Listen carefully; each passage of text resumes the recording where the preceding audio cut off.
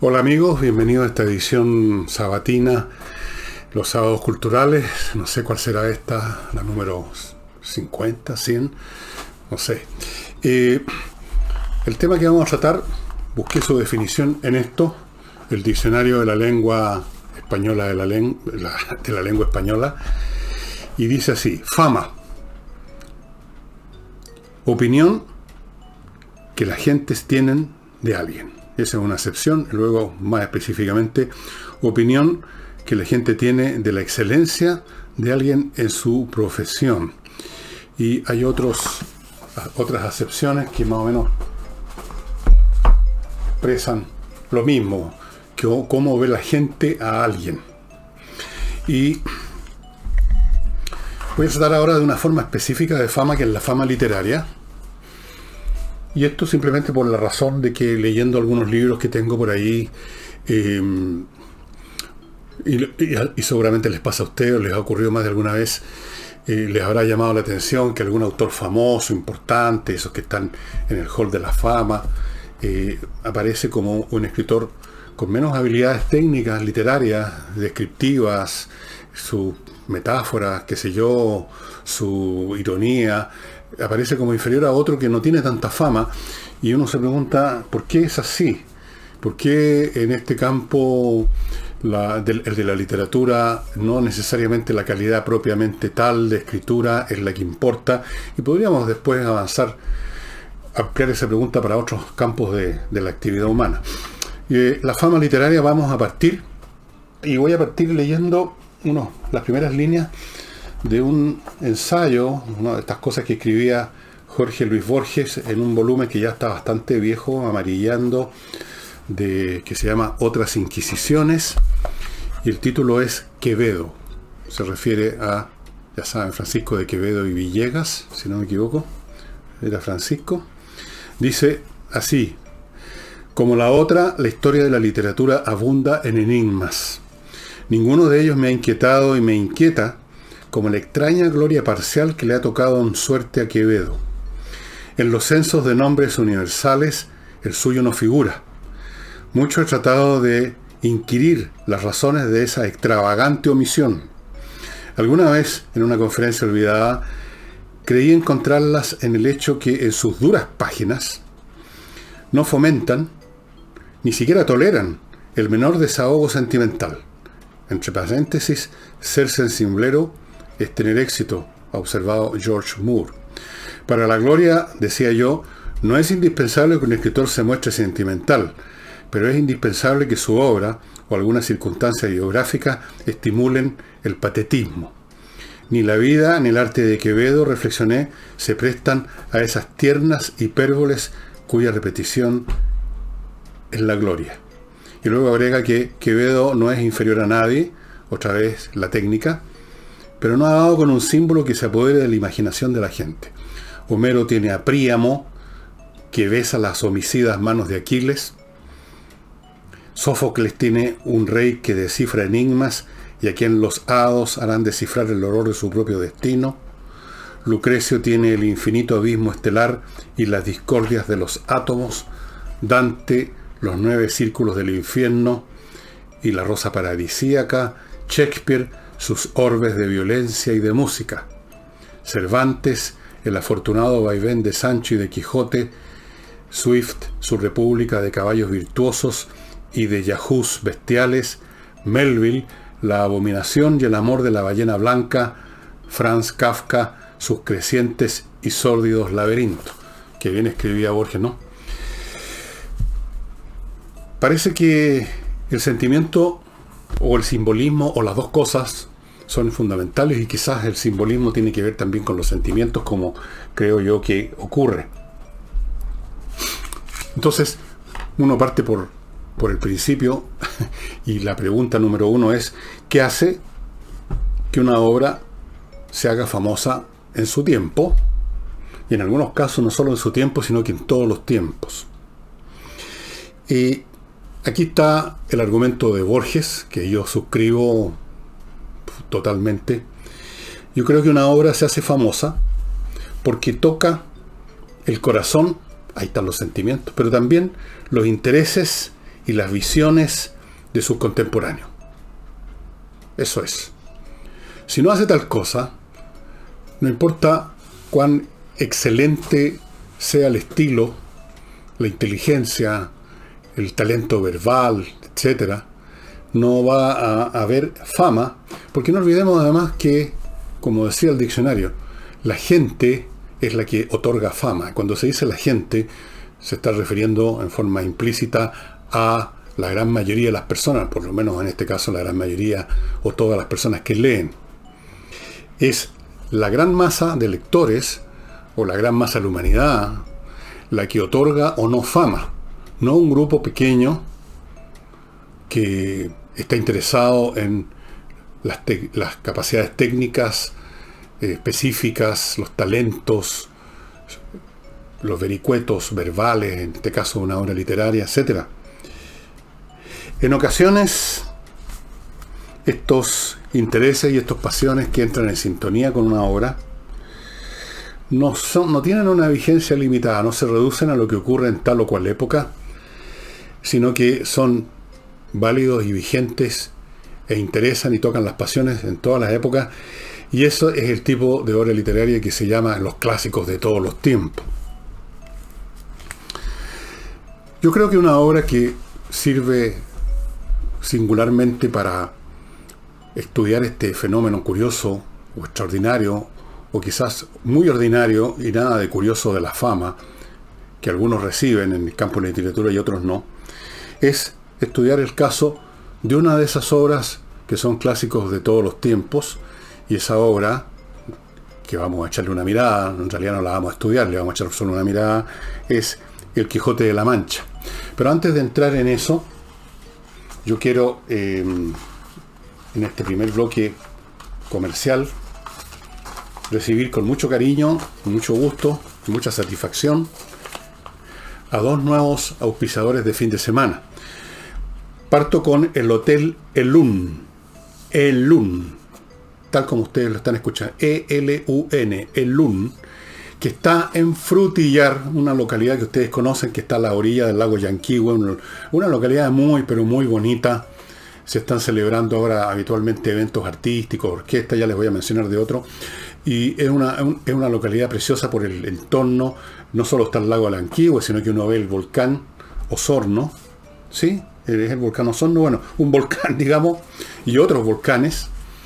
Y el Hotel Elun está ahí, frente al Yanquihue, frente a los volcanes, está como a unos 150 metros de distancia de la avenida principal de Frutillar que va bordeando el lago. O sea, está ahí donde tiene que estar. Es un lugar lleno de madera, este hotel, cálido, con una chimenea que está prendida todo el santo día. Tiene lugares para estar tranquilo, tienen una bibliotequita, hay mesas de juego. Miren, aquí estoy viendo todas las cosas. Tiene jacuzzi, tiene sauna, tiene jardines. Ofrece un desayuno sureño, ya saben cómo son los desayunos sureños, pan amasado, kuchen, cuánto hay. El restaurante y el bar está abierto todos los días del año, a la hora que usted quiera, se manda un tequilazo, se come alguna cosa, una amplia carta que va desde las pizzas hasta platos mucho más elaborados. El lugar es muy bonito, yo he visto ya fotografías, me las mostraron, como para ir a olvidarse del mundo, en Frutillar y en un hotel rico, calentito, ideal. Y les advierto que en estos días, entre el 8 y el 9 de junio, además, en un local que hay en Frutillar que toda la gente de allá conoce, y que usted quizás conozca cómo se llama, el Teatro del Lago, creo que se llama, se va a presentar el Ballet de Ucrania, que va a haber estado también en Santiago, por supuesto. El 8 y el 9 de junio va a estar el Ballet de Ucrania. Así que darse una vuelta por el hotel, que además en este momento está ofreciendo una promoción súper interesante. Cada par de noches tiene un 50% de descuento. O sea, si usted se queda 2 noches, la segunda noche le va a costar la mitad. Si usted se queda 4 noches, la cuarta noche le va a costar la mitad. Dependiendo del número de noches que se quede, usted puede calcular matemáticamente cuánto significa en términos de descuento global. Bastante interesante. O sea, se puede calcular de inmediato la mitad, considerando que más o menos el 25% de descuento viene siendo el total de la cuenta. Hotel Elum, estimados amigos, dense una vueltecita pónganse en contacto. Ahí están los datos. Y se me olvidaba las onces, ¿ah? Ustedes saben, en el sur y especialmente en Frutillar, que es una región con mucha influencia alemana, hay unas onces alemanas que casi no es necesario comer después. Se lo digo por experiencia. Y luego tengo otro sponsor nuevo que también saludo con mucho cariño. Además conozco a la gente que inició esta actividad. Son Murano Pizzas. Pizzas. Pero ojo, son pizzas hechas con una receta italiana. Olvídense de las pizzas que pueden ser más o menos ricas y todo. Estas pizzas que hacen en unos grandes establecimientos, poco menos que con una máquina de hacer pizza. Y no, estas son pizzas italianas con receta italiana, la masa hecha por las personas que son los propietarios de este emprendimiento. Todo receta italiana, es realmente una cosa exquisita. Les puedo asegurar que se van a chupar los dedos, se las van a chupar, es otra cosa. Aquí están los datos para pedir. Ellos reparten en los barrios de la zona, no todos los barrios de Santiago, pero en la mayoría. Ustedes pueden averiguar. Pónganse en contacto con Murano Pizza. Se van a acordar de mí. Otra pizza distinta, más rica, con un tintito. Y continúo en este bloque con el Centro Médico Integral Avanzar, especializado en temas de psicología, de psiquiatría. Ellos atienden o presencialmente u online. ¿Qué cosas? Psiquiatría para adultos, psicología para gente de todas las edades, fonoaudiología infantil, aplican evaluaciones neuropsicológicas, peritaje psicológico, test de Rorschach, todo. No olviden lo que les he dicho en más de una ocasión, que especialmente con los niños uno no tiene muy claro a veces cambios que pueden ser perjudiciales. Yo ya he conocido varios casos, 2 de ellos terminaron muy mal, ya se podrán imaginar, porque uno no sabe realmente qué está pasando por la mente de un chico, de un joven, de un adolescente. Uno puede notar alguna cosa y después se olvida. Póngase en contacto con el Centro Avanzar. El Quijote. Fíjense ustedes, El Quijote es uno de esos libros que están en el Hall de la Fama. Uno de estos clásicos inmortales. ¿Es por la técnica literaria de Cervantes, porque escribía mejor que otros escritores de su época? No. ¿Es porque era más prolijo su escritura?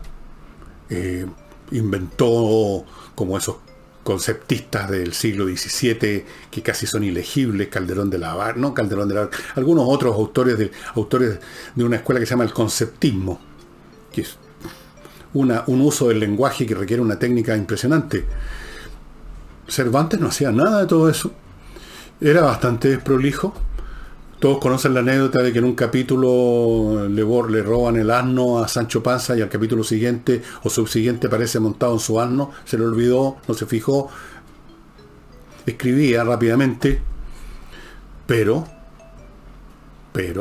él creó este par de personajes, el Quijote y Sancho Panza, que se tocan el corazón, no solo a la gente que vivió cuando se publicó este libro a principios del siglo XVII, sino que hasta el día de hoy este debe ser uno de los libros más traducidos de la historia de la literatura mundial. ¿Y por qué? Porque en el Quijote por un lado y Sancho por otro están prácticamente todos los aspectos que se pueden encontrar en el alma humana, separados, aunque normalmente van juntos. Todos somos en parte Quijote y en parte Sancho, que en grados mayores o menores una cosa o la otra. En general, se ha escrito más ensayos y estudios y análisis sobre el Quijote que páginas tiene el Quijote. Se han escrito cientos, miles, en todos los idiomas. Una de las interpretaciones más habituales, ya un poquitito manoseada, diría yo, es esto que Quijote y Sancho representan el conflicto entre el idealismo y el materialismo. A mí no me suena mucho esa explicación. Puede tener algunos elementos siempre, pero es más complicado, es más potente, y por eso que produce este efecto. Fíjense ustedes lo que ocurre con la literatura, ¿no? O con lo que ocurre especialmente con la poesía, que yo no tengo dedos para ese piano, pero me doy cuenta que no es una clara expresión de algo lo que produce un efecto, sino que exactamente lo contrario. Lo que hay en el Quijote y lo que hay en Sancho, en cada uno de ellos individualmente. Y lo que hay en su relación es algo más complejo, más oscuro y más indefinible que decir simplemente uno es el idealista y el otro es el materialista. Es más, es quizás precisamente que en los seres humanos estas dos cosas van más o menos pegadas. Además, esto del idealismo del Quijote, a mí desde la primera vez que lo he leído varias veces el libro y lo voy a seguir leyendo cada cierto tiempo, lo retomo. De hecho, casi se formó en mí una afición comprar distintas ediciones del Quijote para compararlas, no al texto que es el mismo, pero a veces algunas vienen con ilustraciones, otras son más grandes, otras son más chicas. A mí me pareció desde la primera lectura que el Quijote, este personaje, no es el idealista como se suele pintar en el imaginario popular, el idealista, o sea, un tipo que vive mirando el cielo y no sabe dónde ponen los pies, un tipo que vive en un mundo de puras palabrerías, y normalmente palabrerías que no bastante vacías, sobre todo. No, si ustedes examinan los muchos momentos en que el Quijote, cuando está con Sancho, hace una elucubración sobre algo, el tipo de un realismo y de una precisión, una penetración de cómo son las cosas en este mundo y en los demás, que no tienen nada idealista, de cosas alejadas de la realidad de la tierra. Y al revés, cuando uno examina las cosas que dice o que pretende Sancho, el realista, uno se da cuenta que vive en gran parte en un mundo de fantasías, de cosas irreales, que nunca se van a realizar. Él se creyó el cuento de la ínsula que iba a ser para él, para que él le gobernara. Entonces, no es tan sencillo, pero eso mismo es lo que lo hace potente, que lo hace llegar al corazón de tanta gente. Entonces, el Quijote hace vibrar, hace resonar muchas cuerdas en todos los que los leemos. Y esto ocurrió en el siglo XVII y sigue ocurriendo ahora en el siglo XXI, y quién sabe por cuánto tiempo más va a seguir ocurriendo. Y todo esto, Sancho, el Quijote, sus aventuras, las cosas que se dicen, porque el libro, si ustedes no lo han leído, no es meramente una de estas aventuras, una de estas quijotadas tras otra, sino que hay muchos momentos en que están simplemente moviéndose por un camino a algún lado y conversan. Y en esas conversaciones hay unos monólogos de Sancho y hay unos monólogos del Quijote, que, como les digo, uno no puede definir quién es más realista, quién es más perceptivo de cómo es el mundo que el otro. Es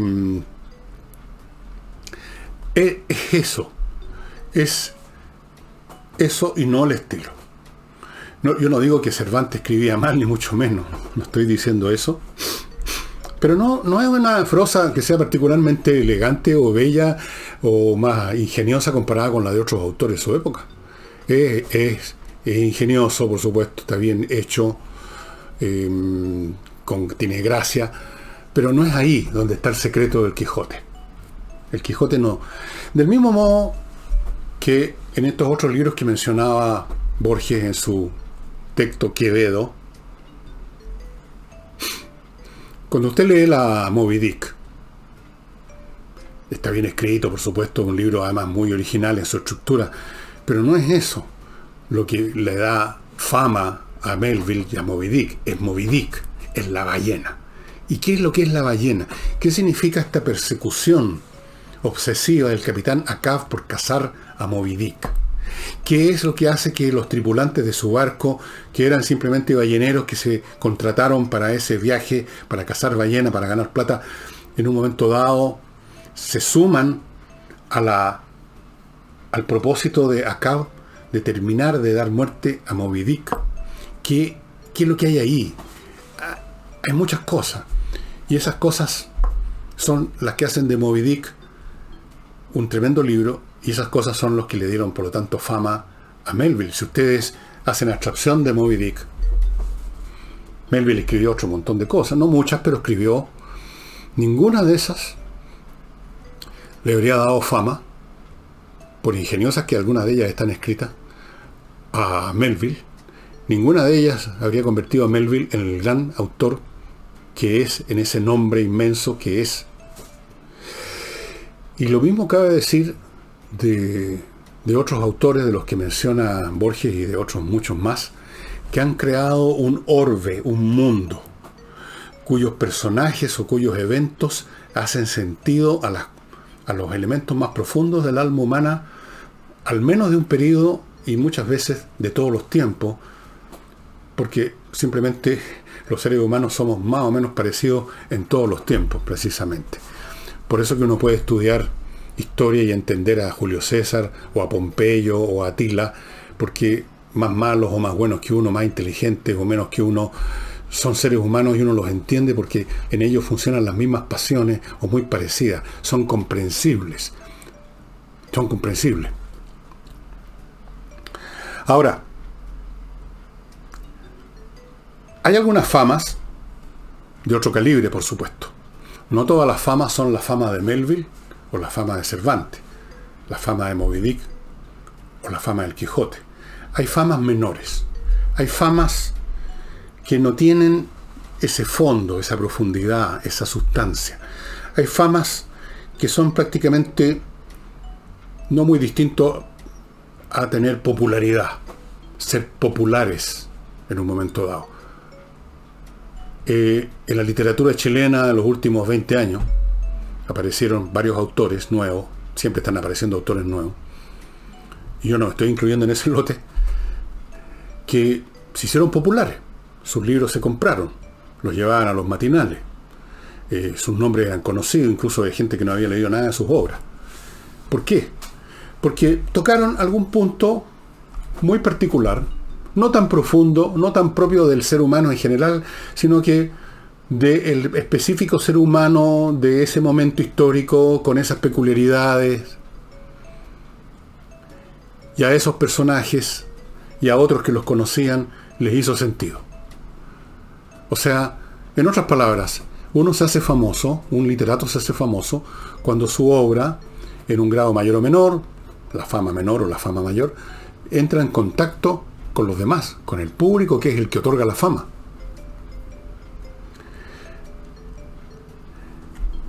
Yo no voy a dar nombres de autores que me parece que adquirieron una fama muy menor o una popularidad del momento porque tocaron algún aspecto, una peculiaridad de un grupo que tuvo alguna relevancia, algún protagonismo en algún momento, y pusieron en el escenario algún rasgo en el que por un momento, luego todo eso pasó a segundo plano, se sumió en la corriente general de la historia nacional, y esos autores ya se olvidaron o se están olvidando, se van a olvidar rápidamente. No tienen un valor permanente, y eso es la suerte que le cabe a la gran mayoría de los literatos, por supuesto. La gran mayoría de los literatos no significa que sean malos o buenos, simplemente o porque no están en esa, o por su temperamento, no contactan con los elementos más profundos del ser humano, o no los contactan de una manera suficientemente intensa, o no convierten ese contacto en un gran símbolo. La ballena, Quijote, los laberintos de Kafka, etc.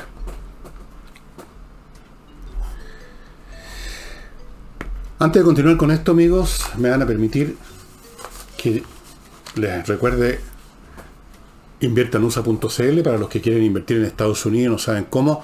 En inviertanusa.cl usted lo único que tiene que hacer es llegar ahí y van a hacer todo por usted.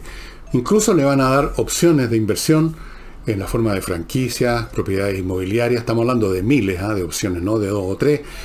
Y una vez que usted escoge, le abren cuenta en la banca norteamericana, le consiguen créditos en esa banca, lo ayudan a constituir sociedades comerciales en Estados Unidos, lo asesoran, le consiguen viceresidencia si usted quiere irse a residir a Estados Unidos. Todo en inviertaenusa.cl. Y luego tenemos este polvo mágico Oxinova, producto desarrollado en Estados Unidos hace una década o década y media, muy famoso ya, muy exitoso. ¿Por qué? Porque ese sobre tiene un polvito que mezclado con un litro de agua se convierte en una colonia de bacterias que se comen las bacterias de los malos olores. Por ejemplo, malos olores de los pozos sépticos, en casas que no tienen salida alcantarilla, ya sabe, terrible.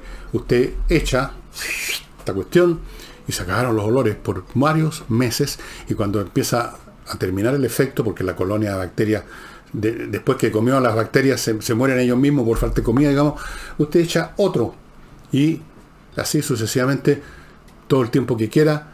Esto también es válido para casas con salida alcantarilla, casas normales de ciudad, porque igual se junta material orgánico por todos lados. Oxinova. Y continúo con una cosita más. La Academia de Música Gigena, cuyo sitio web es gigenaproducciones.com. Clases online de piano, canto, saxofón, clarinete, batería, bajo eléctrico, guitarra acústica y eléctrica, ukelele, esa cuestión como de Hawái creo, percusión, flauta dulce y traversa, violín, educación de la voz, de lunes a sábado 9 a 21. Usted puede ir al sitio de ellos, que está acá en Ñuñoa, o puede tener clases online. Y aquí viene un ofertón muy interesante. La primera clase de prueba gratis. ¿Usted quiere ver cómo esto de aprender guitarra, por ejemplo, online? Bien, contáctese con ellos y va a tener la primera clase online gratis. Ahí va a conocer la metodología del señor Patricio Aracena Gigena. Patricio Aracena Gigena. Gigena era el apellido de su mamá y él le puso Gigena Producciones en honor a su madre, que lo metió en el mundo de la música. Así es que, ya saben, una clase gratis, la primera para que usted vea, o sea, un demo completo, la sandía calada, Gigena. No hay que olvidar nunca cuando se piensa en fama, en gloria y cosas así, que el verbo publicar una obra de teatro, publicar una novela, un poema, una obra musical, significa hacer público algo. Y hacer público significa entregarlo al público en general, no a un grupo pequeño. Y el público en general está constituido por personas en general, que no son necesariamente especialistas en ninguna cosa, pero que sí son especialistas en lo que sienten, en lo que piensan, son especialistas en lo que todos somos especialistas, en los elementos básicos de nuestra existencia como seres humanos. El amor, el odio, nuestras ambiciones, nuestras penas. Todos tenemos vidas muy parecidas en muchas cosas. Todos pasamos en grados mayores o menores, por todas esas cosas. Entonces, cuando se publica, se le está entregando a ese público en general una obra. Y ese público en general va a evaluar en función de cómo esa obra toca ese elemento interno que cada uno de ellos tiene. Y por lo tanto esa obra va a ser evaluada en función de eso y no de sus perfecciones técnicas. Por esa razón tan simple, estimados amigos, es que uno puede decir que Cervantes es famoso, ¿quién más? Bueno, los que nombramos. Cervantes, Melville, en el campo de la literatura, son famosos, tocaron cosas del público. Pero Niels Bohr, un gran físico matemático, no es famoso. Es conocido entre sus pares, porque su obra no es para el público en general, es para especialistas en su campo. Einstein se hizo famoso en general, siendo un físico, no por su física, no porque la gente leyó su paper sobre la teoría de la relatividad especial y le pareció muy bueno, porque eso lo entendieron 10 personas en todo el mundo en su momento, ahora lo entienden 20. No, porque se asoció su persona a la bomba atómica. Hay gente que cree que Einstein inventó la bomba atómica o fabricó la bomba atómica, cosa que no es así. Se le asoció a eso. Y el símbolo de él con el pelo al aire, así como el mío, pero más todavía. Pero un Niels Bohr no es famoso. Muchos de ustedes no habían oído hablar nunca de Niels Bohr, un gran físico. Y podría nombrarles a otro montón de científicos que son esenciales en el desarrollo de las ciencias, de las tecnologías y de las cosas que usted usa todos los días, y usted no tiene idea de que existen, porque su obra nunca fue publicada en ese sentido. Fue publicada solo en el sentido estrecho que en algún momento estos señores escribieron un paper para media docena de especialistas, o 100 especialistas, o si usted quiere 5.000 especialistas, y ahí quedó. Y esas son las personas que entendieron su trabajo, y entre esas personas, este científico es conocido, pero no es famoso.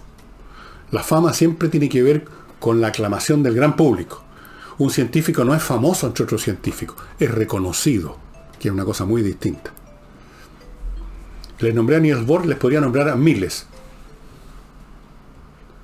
Podría partir, por ejemplo, con los grandes matemáticos, que son la matemática en la base de la ciencia moderna, ¿cuántos matemáticos conoce usted?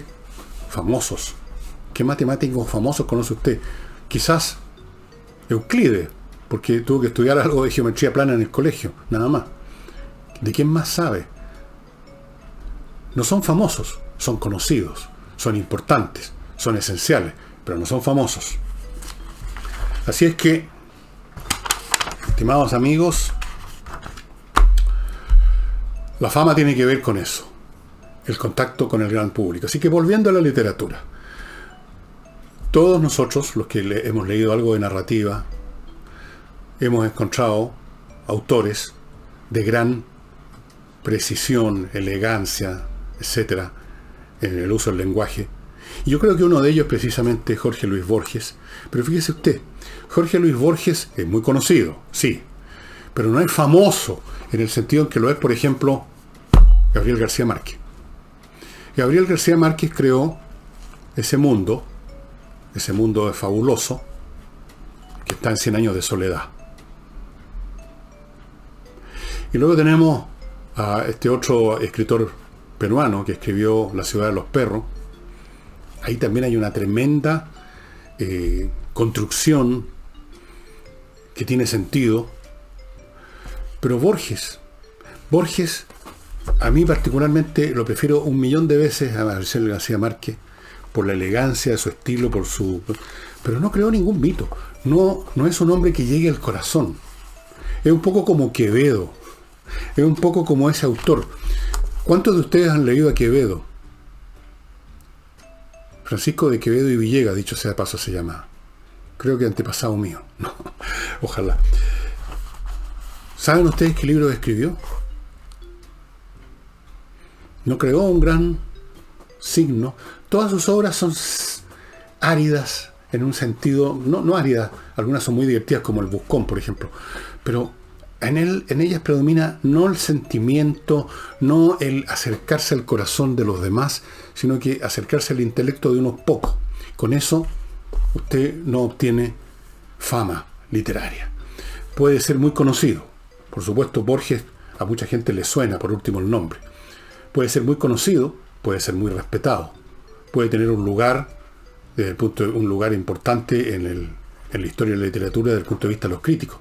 Pero no es famoso, no es Gabriel García Márquez, no es Pablo Neruda, no es Melville, es Jorge Luis Borges. ¿Se fijan? Es ahí la cuestión. Y antes de mostrarles el libro que tengo para ustedes hoy, para mostrarles, les recuerdo, amigos, que si yo estoy así, con una polerita común y corriente en un día bien frío y fresco como está afuera, es porque estoy con Climo, la mejor manera de climatizar su casa, o su oficina, su buffet de abogado para que estén cómodos sus clientes, su, ¿cómo se llaman estas? Consultorio dental o médico. Climo, los mejores dispositivos, la mejor instalación, y están también en el cyber tradicional. Tuvieron un cyber propio hace unas semanas atrás y ahora se suman al tradicional por el gran éxito que tuvo el que ellos crearon por su cuenta. Están disponibles con precios muy especiales. Pónganse en contacto con miclimo.com y no olvidéis poneros en contacto con espacioajedrez.com, comprar alguno de estos productos de muy buena calidad, precio muy accesible, con facilidades, todo lo que ustedes quieran, y además reciben 3 membresías en Espacio Ajedrez, y con eso ustedes pueden pedir gratis cursos completos en video. Y no estoy hablando de un demo de 5 minutos, como hay muchos en la internet. Ustedes entran al internet, cursos de ajedrez, hay montones, pero montones de maestros internacionales, grandes maestros, jugadores importantes o no tan importantes, pero buenos profesores que hacen clases y le ofrecen a usted un demo, una cosita chiquitita para que a ver si a usted le gusta. Esto no es un demo. Curso completo de ajedrez en video, 32 clases de hora y media cada uno, más 24 documentos de apoyo. Ese es uno. Y hay una larga lista de otros cursos, por ejemplo, un mini curso de 8 videos para los que no saben nada. Quieren saber cómo es esto el ajedrez, dónde se pone el caballo, las torres, qué parte se pone, cómo se mueven. A partir de ahí, hasta convertirse en un jugador bastante decente, un curso de 8 videos para aprender a jugar ajedrez. Todo eso al Gratini. Y ahora voy a al libro. El libro que les voy a mostrar tiene que ver, es una biografía de doña Mary Lovell, una autora, sobre uno de los personajes más interesantes de la historia moderna, a partir, digamos, del siglo XIX hasta el presente, don Richard Burton. El libro se llama A Race to Live, que podría traducirse como un ardor por vivir, porque este Burton, un tipo absolutamente increíble, fue oficial de ejército británico, lingüista, aprendió como 15 idiomas, incluyendo dialectos, escribió montones de libros, yo tengo casi todos, pero no todos, escribió más de los que yo tengo. Fue traductor de Las Mil y Una Noches y otro libro erótico que no me acuerdo, El Jardín de las Delicias o algo así se llama. Espadachín, experto en armas, descubridor, fue uno de los casi descubridores de las fuentes del Nilo. Hay una serial sobre eso, hay una película sobre eso. Un personaje impresionantemente inteligente, culto, aventurero, adelantado a su época, envidiado y detestado descomunalmente, como ocurre con personajes como él. Y se llama el libro Una biografía de Richard e Isabel. Isabel es su señora, es de una familia noble británica, los Arundel, que lamentablemente era un poquitito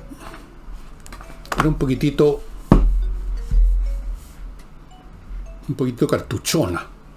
Cuando murió Burton, murió en 1890 en un cargo miserable que logró conseguir en el consulado en Trieste, que en esa época era parte del Imperio Austrohúngaro. Obras que no habían sido publicadas por Burton y que quizás de qué interés tenían enorme, las quemó esta señora, las quemó.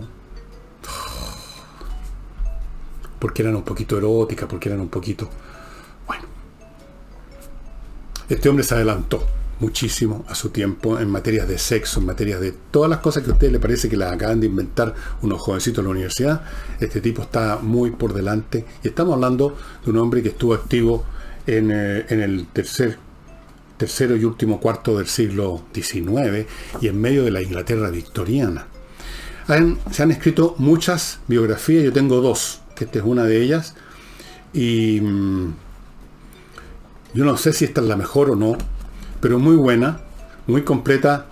Ustedes se van a enamorar, como yo me enamoré del personaje, un personaje tan brillante, tan valiente, tan audaz, tan culto, no puede sino causar admiración, por lo menos a mí me la causa. Y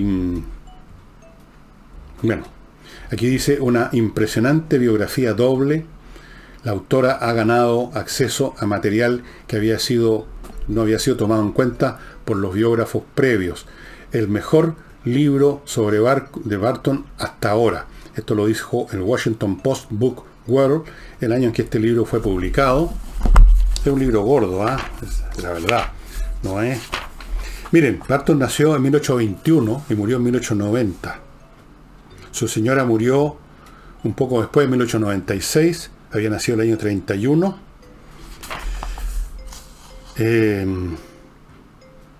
Bueno, una historia muy interesante la de este personaje. Estos son el tipo de personajes que los gringos llaman greater than life, más grandes que la vida. Personajes inmensos que realmente uno no los encuentra todos los días, y ni siquiera en muchos días o en muchos años. A Race to Live, de doña Mary Lovell, una muy buena biógrafa. Y eso sería todo por hoy, estimados amigos. Hasta aquí nomás llegamos. Se terminó el programa. Espero que me acompañen el domingo con Álvaro Salas. Eso sería todo. Nos estamos viendo.